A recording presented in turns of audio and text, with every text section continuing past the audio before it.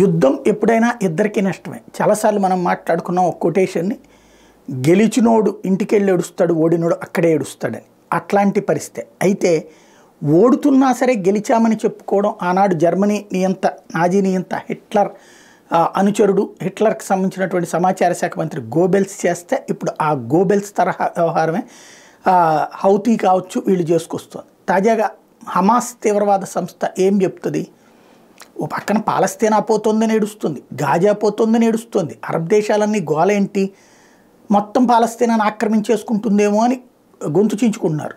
చివరికి హమాస్ తీవ్రవాదులు అక్కడ ఏం చేయలేకపోతున్నారనే కదా. కానీ వీడు ఏం చెప్తాడు, ఆ ఒబైదా అనేడు వాడు వచ్చేసి 1000 వాహనాలు ధ్వంసం చేసాం మేము, లేకపోతే 2000 మందిని చంపేశామంటాడు. వీడు చచ్చింది 22,000 మంది పైగా.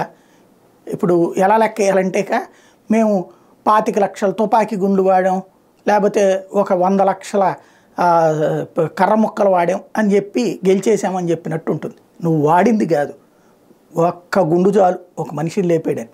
100 గుళ్ళు పెట్టినా కూడా మనిషి చావడం. కాబట్టి నీ దగ్గర ఉన్న శక్తి ఏంటి అని కాకుండా మేము ఇన్ని వాడాం, ఇన్ని వాహనాలు ధ్వంసం చేసాం అని చెప్పుకు బ్రతికేస్తున్నారు. వాస్తవంగా సాధారణ ముస్లిం యువతని అట్రాక్ట్ చేయడానికి ఆడుతున్నటువంటి నాటకం తప్ప ఫెయిల్యూర్ అయితే పెద్దదిగానే కనబడుతుంది హమాస్ తీవ్రవాదులది.